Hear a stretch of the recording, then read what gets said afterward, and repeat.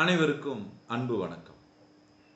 இது mind fit marathon நிகழ்ச்சியில் ஒவ்வொரு நாளும் ஒரு கேள்வியை முன்வைத்து அந்த கேள்வியோடு இருக்கின்ற வேல்யூயையும் அதனோடு இருக்கக்கூடிய எமோஷனையும் பற்றி நம்ம பார்த்துட்ருக்குறோம். அது ஒவ்வொரு நாளும் அதை புரிதலாக எடுத்துக்கொண்டு நம்ம வாழ்வில் அடுத்த கட்டத்துக்கு நோக்கி நகர்வதற்குண்டான ஒரு ஒரு விதையாக நாம் விதைத்து கொண்டு இருக்கிறோம்.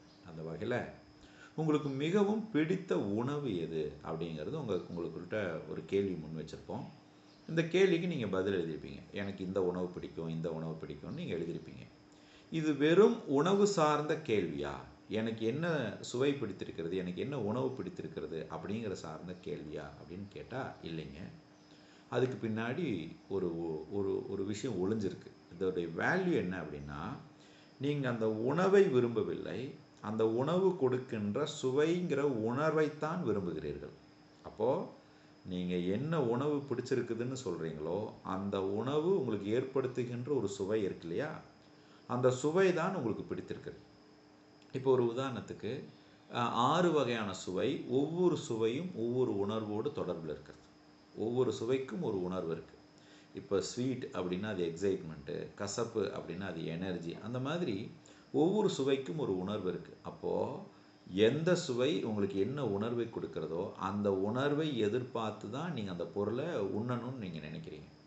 அப்போ இன்றைக்கி எனக்கு பிடிச்சதை சாப்பிட்ணுன்னு தோணுச்சுன்னா அந்த எனர்ஜி எப்போவுமே உங்களுக்குள்ளே இருக்கணும்னு நீங்கள் விரும்புகிறீங்க. அப்போது இதனோடு இருக்கக்கூடிய எமோஷனை நீங்கள் கவனிக்க வேண்டியது, எந்த உணவு உங்களுக்கு பிடித்திருக்கிறதோ அந்த சுவையில் இருக்கக்கூடிய அந்த எனர்ஜி, அதை நீங்கள் விரும்புது, உங்கள் மனம் அது விரும்புது. அப்போது அந்த சுவைக்கான உணர்வை நீங்கள் கண்டுபிடித்து அந்த உணர்வை உங்களுக்குள் நீங்கள் மேம்படுத்தி கொள்வதற்குண்டான அடிப்படை விஷயத்தை நீங்கள் எப்போ நடைமுறைப்படுத்துகிறீர்களோ அந்த கணம் அந்த வினாடி நீங்கள் செய்கிற செயலை நிதானமாக இருப்பீங்க.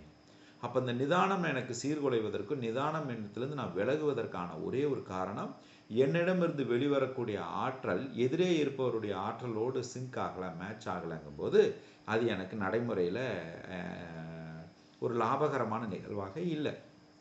அப்போது உணவு என்பது வெறும் உணவல்ல, அந்த உணவுக்கு பின்னாடி இருக்கக்கூடிய சுவைக்கான ஒரு உணர்வை கண்டுபிடித்து அந்த உணர்வை நான் எனக்குள் நடைமுறைப்படுத்துவதற்குண்டான சூழ்நிலையை நான் எவ்வாறு உருவாக்கி கொள்கிறேன் அப்படிங்கிறதான். அப்போது ஒவ்வொரு கணமும் உங்களுடைய பிடித்த சுவைக்கான ஒரு உணர்வு, அந்த உணர்வை நீங்கள் தக்க வைப்பதற்கு தான் முயற்சி பண்ணுறீங்க.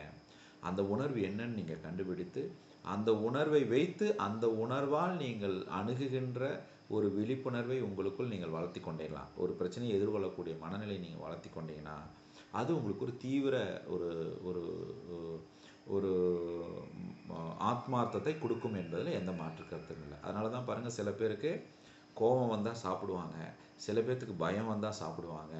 ஸோ நிறையா அந்த சாப்பிட்றதுனுடைய காரணம் அந்த சுவை, அந்த உணர்வை அதை தக்க வைக்கிறதுக்கான சூழ்நிலையை உருவாக்குறது. இதை நீங்கள் புரிந்து கொண்டு ஒவ்வொரு கணமும் நீங்கள் சுவைக்கின்ற உணவில் விழிப்புணர்வோடு கவனித்து உண்டு அதனுடைய உணர்வை நீங்கள் அணுகி அந்த உணர்வில் விழிப்புணர்வோடு வெளிப்படுத்துவதற்குண்டான வாய்ப்பை வசமாக்கி வாழ்வை வசந்தமாக்குவோம் அப்படிங்கிற அந்த தகவலோட இன்றைய வீடியோ உங்களுக்கு பயனுள்ளதாக இருக்கும் என்று நாங்கள் நம்புகிறோம்.